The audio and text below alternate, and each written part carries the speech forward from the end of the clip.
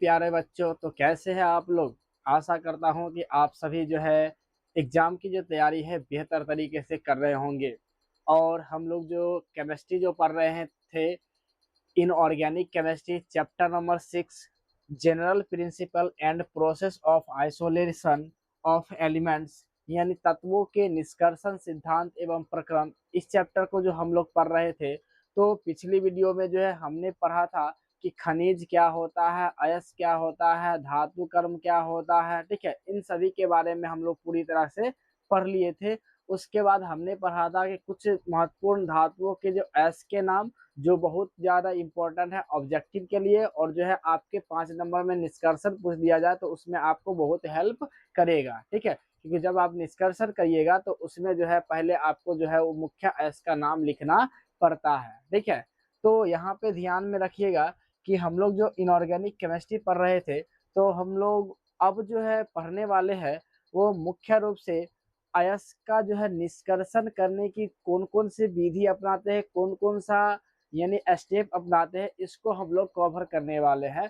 तो आप जो है वीडियो के अंत तक बने रहिएगा। और साथ ही जो है आप जितना भी पूरी तरह से जो केमिस्ट्री खत्म होने वाला है, तो इसलिए जो है वो समय नहीं मिलने के कारण जो है अभी फिलहाल 10 बज रहा है। ठीक है, फिलहाल के लिए जो है आपके लिए जो है पूरी तरीके से जो है केमिस्ट्री को कवर करने के लिए हम फिर से जो है वो क्या कर रहे हैं कि जो घर पर जो ही कुछ वीडियो जो है अपलोड करवा देते हैं, ताकि जो है आप अपनी तैयारी को बेहतर तरीके से करते रहेंगे। ठीक है, तो आप जो है चैनल पर नए हैं तो एक बार सब्सक्राइब कर दीजिए और हमें सपोर्ट करिए। साथ ही जो है अपने मित्रों को जरूर इस चैनल के बारे में बतलाइएगा, ताकि जो है वो भी चैनल को सब्सक्राइब करें और जो है अपनी एग्जाम की तैयारी बेहतर तरीके से करें।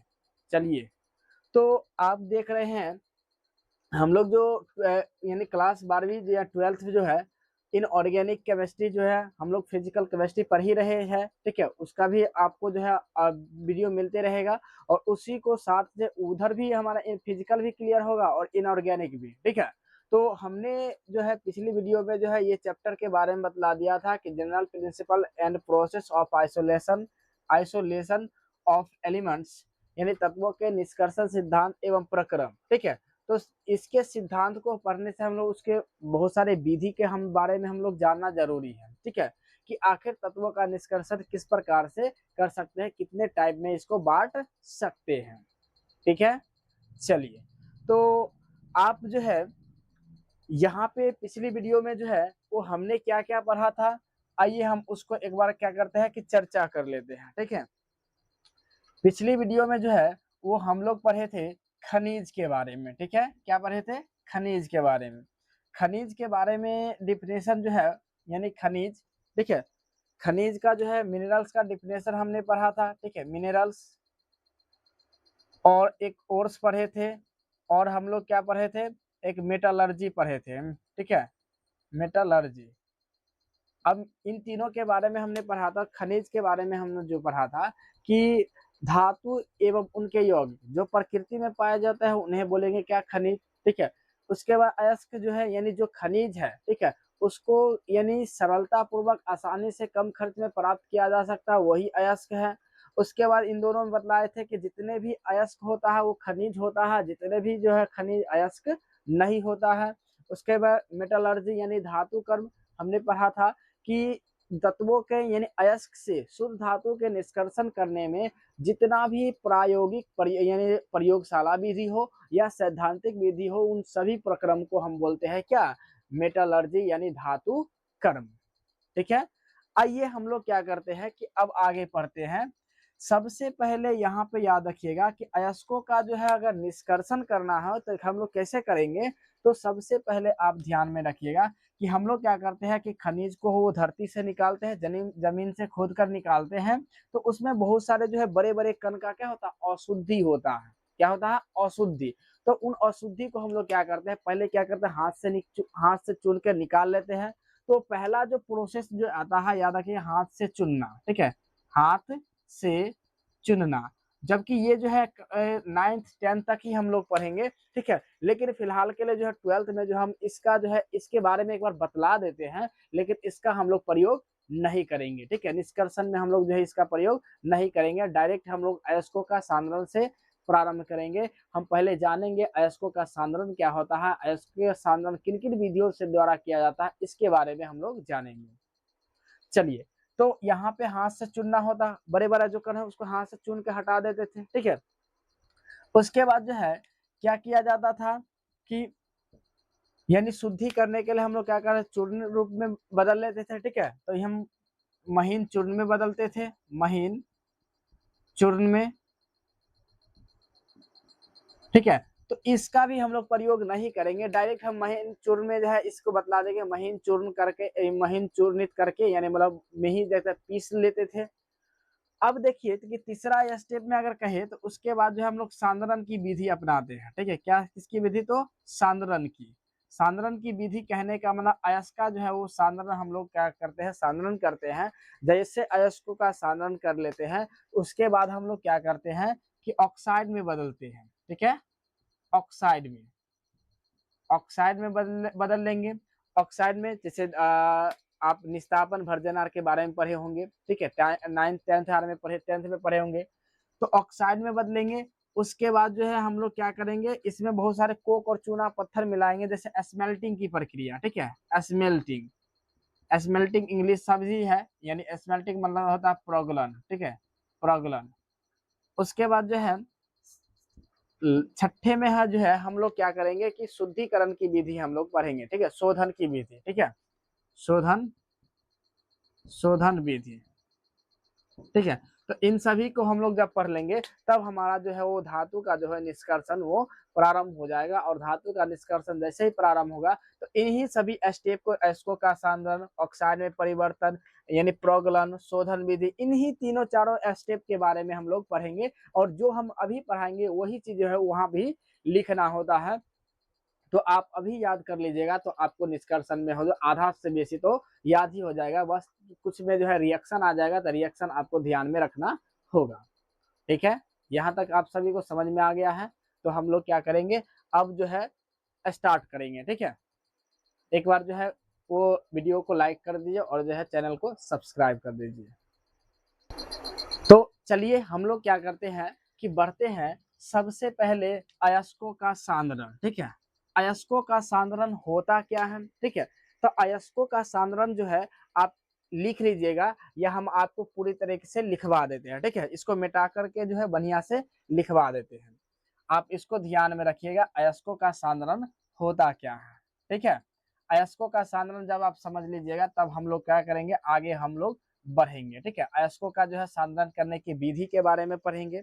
तो सबसे पहले जो है अगर कहा जाए अयस्कों का सांद्रण, ठीक है, अयस्कों का सांद्रण, ठीक है, सांद्रण, इसका इंग्लिश में बोलते हैं concentration of, concentration of force, ठीक है, कॉन्सेंट्रेशन ऑफ फोर्स यानी अयस्कों का सांद्रण, ठीक है। अब जो है अयस्कों का सांद्रण क्या होता है, तो देखिए कि बहुत जो अयस्क होता है उसमें जो है बहुत सारे अवांछित पदार्थ होते हैं, जैसे बहुत सारे जो है क्ले होगा, ठीक है, उसके रेत का कण होगा, ठीक है, कंकर होगा, पत्थर होगा, ठीक है। तो इन सभी अशुद्धि को बाहर निकालने की प्रक्रिया ही कहलाता है क्या, अयस्कों का सांद्रण। चलिए तो हम लोग क्या करेंगे कि अयस्कों का सांद्रण, ठीक है, इसका डिफिनेशन की बात करें तो यहाँ पे याद रखिएगा, ठीक है, कि अयस्क में उपस्थित, ठीक है, अयस्क में उपस्थित अशुद्धि, अशुद्धि जैसे, जैसे रेत, क्ले, कंकर, पत्थर इत्यादि, इत्यादि को हटाने की प्रक्रिया, हटाने की प्रक्रिया को ही, हटाने की प्रक्रिया को ही अयस्कों, अयस्कों का सांद्रण कहते हैं, ठीक है। यानी कहने का मतलब है कि आप इसको जो है अगर अच्छे तरीके से नहीं दिख रहा होगा तो आप जो है सुनकर भी आराम से बढ़िया से लिख सकते हैं। थोड़ा जो है इंक जो है वो खत्म हो गया है, ठीक है, तो इसी में जो है प्रयास करेंगे। चलिए तो अयस्कों का सांद्रण, ठीक है, तो अयस्क में उपस्थित अशुद्धि, यानी हम बोल सकते हैं अयस्क में उपस्थित अवांछित पदार्थ या अशुद्धि, ठीक है। जैसे क्या कहे तो रेत, ठीक है, रेत का कण, बालू का जो कण, ठीक है, क्ले हो गया, कंकर, क्ले मतलब वो जो है वो काला काला जो धब्बा टाइप से रहता है, ठीक है। उसके बाद जो है कंकर हो गया, पत्थर हो गया। इस सभी जो अशुद्धि अवांछित पदार्थ होता है, इन सभी को जो है हटाने की प्रक्रिया ही कहलाता है अयस्कों का सांद्रण, ठीक है। आप समझ लिए अयस्कों का सांद्रण क्या होता है, कि अयस्क में जो अशुद्धि होता है उसको बाहर निकालने की प्रक्रिया हो गया क्या, अयस्कों का सांद्रण, ठीक है। अब अयस्कों का सांद्रण की जो है विधि हम लोग पढ़ेंगे। तो अयस्कों का सांद्रण में विधि जो है, हम कई विधि से जो है अयस्कों का सांद्रण करते हैं। जैसे हमने यहाँ पे लिखा है कि पहला जो होता है वो चुंबकीय पृथक्करण विधि, ठीक है। क्या होता है, चुंबकीय पृथक्करण विधि, इंग्लिश में बोलते हैं मैग्नेटिक सेपरेशन, ठीक है। और दूसरा जो है द्रवीय धावन विधि, जिसको हाइड्रोलिक वॉशिंग कहेंगे, ठीक है। तो हम लोग क्या करते हैं कि एक एक के बारे में हम लोग क्या करेंगे, जानेंगे। सबसे पहले हम लोग जान लेते हैं कि चुंबकीय पृथक्करण विधि का प्रयोग किस तरह से किया, कब किया जा सकता है। यानी हम लोग जब निष्कर्षण करेंगे तो चुंबकीय पृथक्करण विधि का प्रयोग कब करेंगे। उसके बाद जो है कि अगर चुंबकीय पृथक्करण विधि का प्रयोग करेंगे तो उसमें कैसे लिखेंगे, किस तरह से लिखेंगे। आप सिर्फ फिगर से हमेशा जो है माइंड में याद रखिएगा, आपको डिफरेंशियल रखने की आवश्यकता नहीं है। आप सिर्फ जो है अपनी इस फिगर को माइंड में सेट करिएगा, पूरा का पूरा जो है डिफरेंशियल आपको पूरी तरीके से माइंड में सेट हो जाएगा, ठीक है। आप रटने का अभ्यास ना करिए। यहाँ पे जो है केमिस्ट्री जो है एक ऐसा सिलेबस है जिसको आप जब तक समझिएगा नहीं तब तक आपको समझ में नहीं आएगा। क्योंकि अगर याद रखिए, जिस प्रकार से अगर कहा जाए तो अगर हिस्ट्री बनाने में जो है अधिक समय लगता है, ज़्यादा मेहनत करना पड़ता है, उस पर ध्यान देना पड़ता है, उस पर लगे रहना पड़ता है, उसी प्रकार से अगर केमिस्ट्री आपको समझना है तो आपको इस केमिस्ट्री पर ध्यान पूर्वक लगे रहना ही होगा, ठीक है। आप जब लगे रहिएगा तब आपको केमिस्ट्री लगेगा कि बहुत इजी सब्जेक्ट है। नहीं तो अगर केमिस्ट्री अगर मन ही में सोच लीजिएगा कि बहुत हार्ड सब्जेक्ट है तो केमिस्ट्री जो है वो आपके लिए हार्ड ही रहेगा, ठीक है। तो आप अपने हमेशा जो है माइंड में इतना बनाइएगा कि केमिस्ट्री जो है बहुत इजी है, बशर्ते आप उसको समझिए।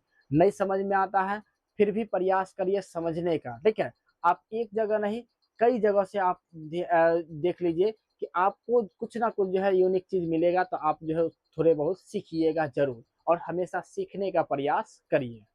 चलिए, तो सबसे पहले यहाँ पे है चुंबकीय पृथक्करण विधि। तो सबसे पहले हम लोग जानेंगे कि चुंबकीय पृथक्करण विधि का प्रयोग कब करते हैं, ठीक है। देखिए कि जैसे अयस्क है, ठीक है। अयस्क को तो हम लोग क्या करेंगे कि सांद्रण करने से पहले हम लोग अयस्क का चूर्ण बनाते हैं, महीन चूर्ण पीस लेते हैं। तो सबसे पहले याद रखिएगा कि अयस्क में जो है क्या होगा, दो ही चीज, ठीक है। एक शुद्ध अयस्क के कण, ठीक है, अयस्क के कण, और दूसरा क्या होगा, गैंग, ठीक है, गैंग।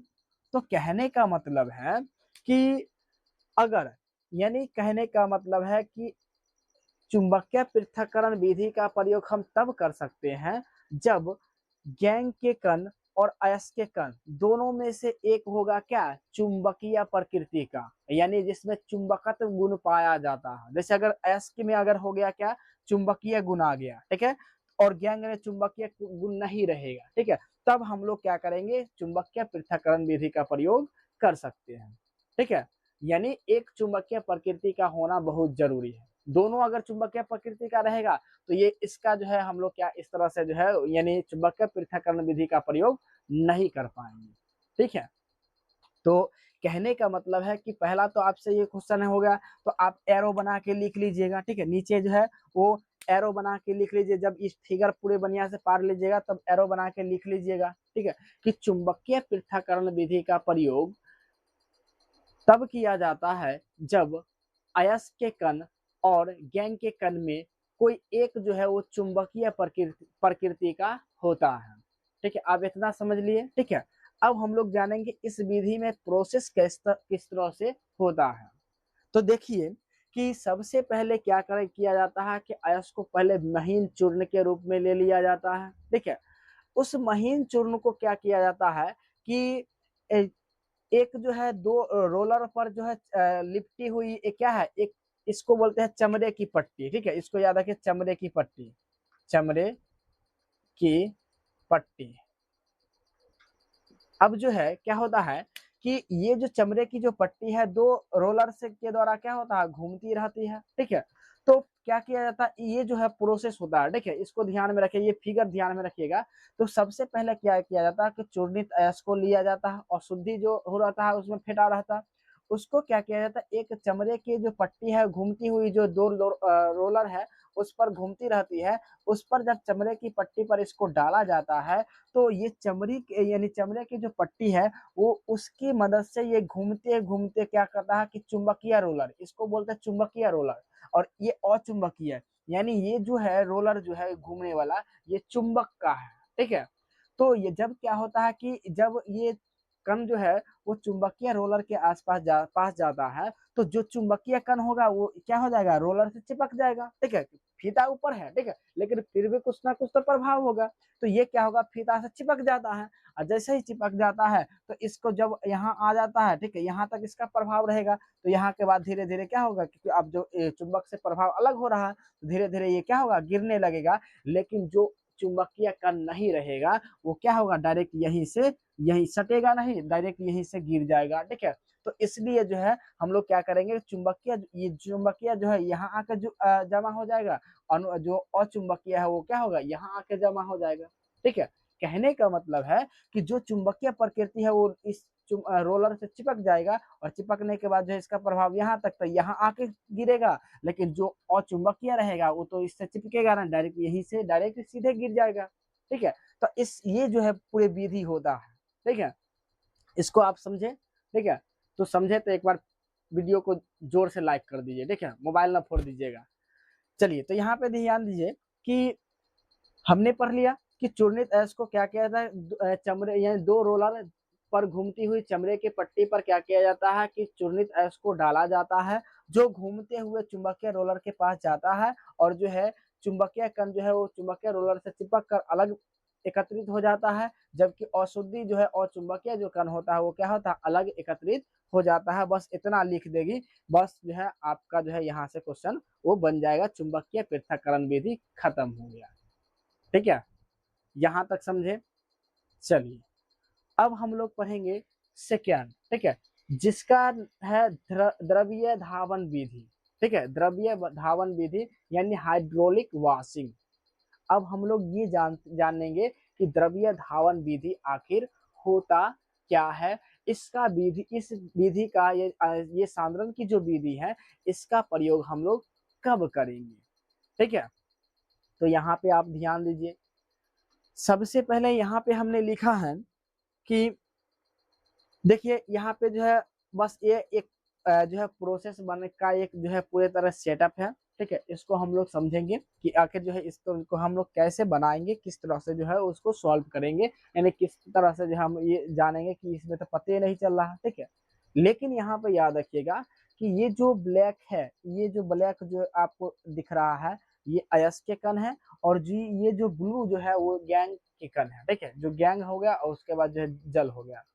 देखिए इस विधि का हम लोग प्रयोग कब करेंगे तो ध्यान रखिए, इतना ध्यान रखिए कि द्रव्य धावन विधि का प्रयोग हम लोग तब कर सकते हैं जब गैंग और एस के कणों के बीच क्या होगा, यानी मतलब जो है इसके जो है अपेक्षिक घनत्वों में अंतर होगा, ठीक है?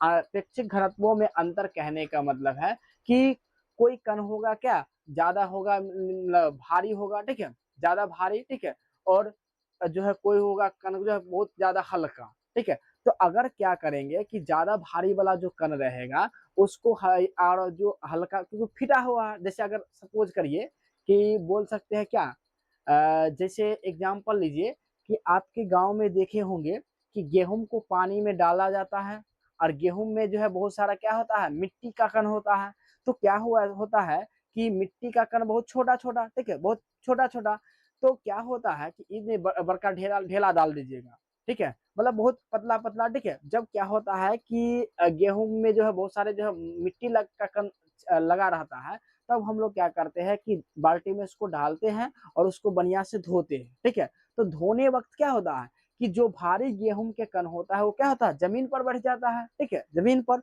लेकिन उसमें जो है वो मिट्टी का जो कण होता है वो क्या होता है यानी जल में क्या होता है घुल जाता है, ठीक है, जिसके कारण नीचे नहीं जा पाता। इसलिए जो है हम लोग क्या करते हैं कि आसानी से उसको सफाई कर लेते हैं, हटा हटा लेते हैं, ठीक है। उसी प्रकार से ये पूरे प्रोसेस है, ठीक है।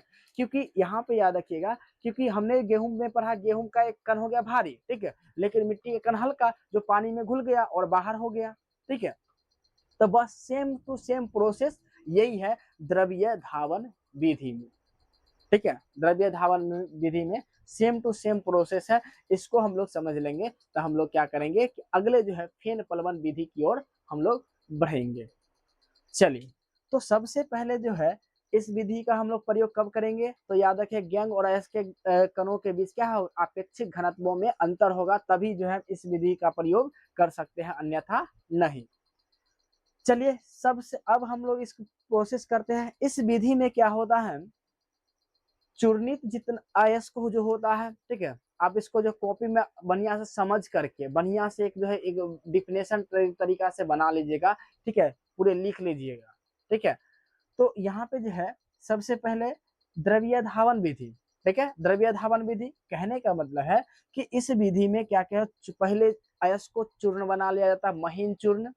उसके बाद क्या किया जाता है कि उस महीन चूर्ण को, ठीक है, यानी जल की तेज धारा पर क्या किया धारा जाता है, प्रहार किया जाता है, ठीक है। यानी यहाँ पर आप देख रहे होंगे ये जो है पाइप, इससे जल की तेज धारा जो है वो क्या होता है निकल रहा है, ठीक है। ये जो है आप देख रहे होंगे इधर जो सब भाग रहा है, ठीक है, ये उड़ रहा है, ये सब क्या है वो जल के कण है, ठीक है, ये फुब्बारा टाइप से, ठीक है। तो ये जो है कि जब क्या होता है चूर्णित उसको यानी बहते हुए जल के यानी तेज धारा पर जब उसको रखा जाता है, प्रहार किया जाता है, तो इसमें जो हल्का जो गैंग के कण होता है, हल्का जो गैंग के कण होता है वो जल के साथ मिल करके, ठीक है, घुल जाता है, और जो है इस माध्यम से जो है गैंग प्लस जल बाहर निकल जाता है। लेकिन जो अयस्क कण भारी होता है वो क्या होगा, जल में तो घुलेगा नहीं, वो क्या होता है नीचे बैठ जाता है, और इसके माध्यम से हम लोग क्या करते हैं निकाल लेते हैं, ठीक है। तो ये पूरे पूरा प्रोसेस हुआ। तो इसको हम कैसे लिखेंगे, तो लिखेंगे इस विधि में चूर्णित अयस्क को जल की तेज धारा पर प्रहार किया जाता है, जिसके फलस्वरूप जो हल्के गैंग के कण होता है वो जल के साथ क्या होता है बाहर निकल जाता है, और जो भारी अयस्क के कण होता है वो तली में आके बैठ जाता है, जिसे हम बाहर निकाल लेते हैं, ठीक है। बस ये हो गया द्रव्य धावन विधि, ठीक है, दोनों विधि खत्म। उसके बाद हम लोग अब बढ़ेंगे फेन प्लवन विधि की ओर। यहाँ तक आप सभी को समझ में आया तो एक बार जो है चैनल को सब्सक्राइब कर दीजिए और हमें सपोर्ट करिए। तो चलिए अब हम लोग पढ़ेंगे तीसरा, ठीक है, फेन प्लवन विधि, ठीक है। फेन प्लवन विधि को हम लोग समझ लेंगे, तब हम लोग क्या निक्षालन विधि की ओर बढ़ेंगे। चलिए देखिए ये जो फिगर जो बनाया है बहुत ही एकदम इजी बना दिए हैं, ठीक है, ताकि आपको पूरी तरीके से अच्छे तरीके से वो समझ में आए। देखिए फेन प्लवन विधि का प्रयोग सबसे पहले हम लोग कब करते हैं, तो याद रखिएगा कि जब सल्फाइड एसिड रहेगा तो उसमें जो गैंग रहता है, तो उस गैंग से मुक्त करवाने के लिए यानी सल्फाइड एसिड को के लिए जो है ये फेन प्लवन विधि का प्रयोग किया जाता है। जो सल्फाइड एसिड में जो है बहुत सारे अशुद्धि होता है, उसी को जो अलग करने के लिए हम लोग क्या करते हैं फेन प्लवन विधि का प्रयोग करते हैं। चलिए, तो ठीक है, तो अगर याद रखें सल्फाइड अयस्क है तब हम लोग फेन प्लवन विधि का प्रयोग करेंगे, अगर नहीं है तो नहीं कर सकते हैं, ठीक है।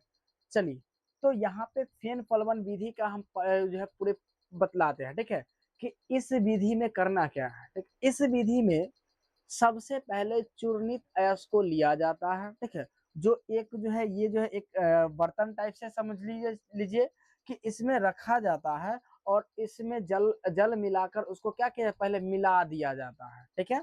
यानी इसमें कहने का मतलब है कि अयस्क प्लस क्या जल, ठीक है, अयस्क प्लस जल जो है इसमें मिला दिया जाता है, ठीक है, अयस्क प्लस जल, ये दोनों को क्या किया जाता है इसमें मिला दिया जाता है। अब जैसे ही मिलाने के बाद क्या होता है कि इसमें संग्राही डालता है, क्या डालता है संग्राही और अस्थाई कारक। अब हम लोग ये भी जानेंगे कि संग्राही और अस्थाई कारक का काम क्या होता है, देखें। उसके बाद जो है अयस्क प्लस जल, यानी इसमें जो है बहुत सारे फिर से बाद में जो अवनवक का भी प्रयोग करते हैं, उस वो क्या होता है ये भी जानेंगे। तो सबसे पहले संग्राही, ठीक है। तो संग्राही का काम होता है, याद रखिएगा, कि जो अयस्क के कण हैं, ठीक है, उसको जल से भीगने नहीं देता है, ठीक है।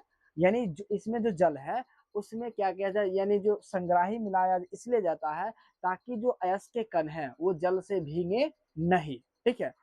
और अस्थाई कारक का मतलब होता है कि ये जो फेन जो बनता है वो थोड़ा लंबे समय तक रहे, ठीक है। जैसे संग्राही में की बात करें तो जैसे हम ले सकते हैं क्या, चीर का तेल, ठीक है, वसा अम्ल ले सकते हैं, जो अयस्क को भीगने नहीं देता है जल से, ठीक है। क्योंकि अपन ऊपर जो है पूरे तरफ से भींगा रहता है वही चीर का तेल से, लेकिन जो है जल में वो पूरी तरह भीगता नहीं है, ठीक है। तो इसलिए संग्राही का काम होता है कि अयस्क के कण को जो है जल से भीगने की प्रकृति को नहीं, यानी जल से नहीं भीगने की प्रकृति को बढ़ा देता है, यानी जल से भीगने ही नहीं देता है।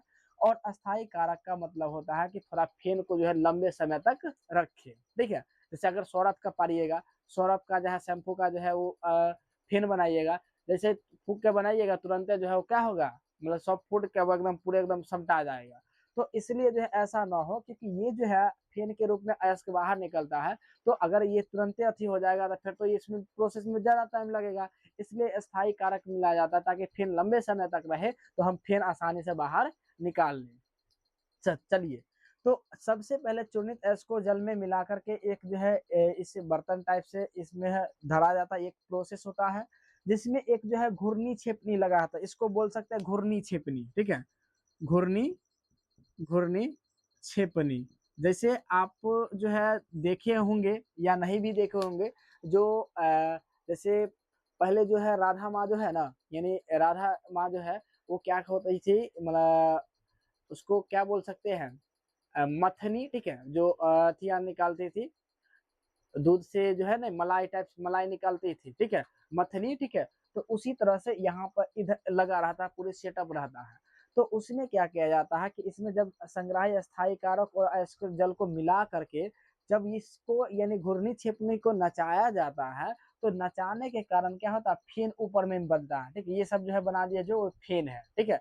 ये सबको ध्यान में रखिएगा, ये क्या है, तो फेन। तो ये जो है फेन के रूप में बाहर निकलता है, और इस ये जो फेन जो है वो अयस्क के रूप में बाहर निकलता है, ठीक है। यानी अयस्क जो होता है वो फेन भर के जो है बाहर निकल जाता है, जबकि जो अशुद्धि होता है वो जल में ही क्या होता है, घुला रहता है, ठीक है। तो कहने का मतलब है इस विधि में चूर्णित अयस्क को जल के साथ मिलाकर घूर्णी छेप और साथ ही जो है संग्राही, संग्राही लिख दीजिएगा, संग्राही का काम होता है कि जल की यानी अयस्क को जो है वो जल से भीगने की प्रकृति, यानी जल से नहीं भीगने की प्रकृति को बढ़ा देता है, अर्थात कहिए तो जल से भीगने नहीं देता है। और अस्थाई कारक का काम होता है कि फेन को अधिक समय अधिक देर तक रखे। जब क्या होता है कि घूर्णी छेपनी को घुमाया जाता है, तो अयस्क के जो कण है वो फेन के रूप में क्या होता है, बाहर निकल जाता है, ऊपर आ जाता है। ये अयस्क, ये फेन जो है वो अयस्क के कण है, ठीक है, शुद्ध अयस्क के कण, यानी इसमें पूरी तरह से शुद्ध नहीं, लेकिन जो गैंग है उसको बाहर निकाल देता है, ठीक है। तो ये जो है कि फेन के रूप में अयस्क बाहर निकलता है, ठीक है। तो ये अयस्क जो फेन जो है उसको लंबे समय तक रहे, ताकि आसानी से हम लोग क्या करते हैं, बाहर निकाल लेते हैं, फेन को काट के जो है बाहर निकाल लेते हैं। तो हमारा जो है क्या होता है, अयस्क प्राप्त हो जाता है, तो हमारा अयस्कों का सांद्रण हो जाता है, ठीक है। तो यहाँ तक आप सभी को समझ में आया होगा, ठीक है। चुंबकीय पृथक्करण विधि, द्रव्य धावन विधि और फेन पलवन विधि, इतना आपको समझ में आ गया। तो हम अगले दिन जो है निच्छालन पढ़ेंगे, फिर बॉक्साइट से एल्यूमिना का जो है निच्छालन किस प्रकार से करते हैं इसको पढ़ेंगे। उसके बाद हम लोग क्या करेंगे कि ऑक्साइड में परिवर्तन करने का विधि पढ़ेंगे, ठीक है।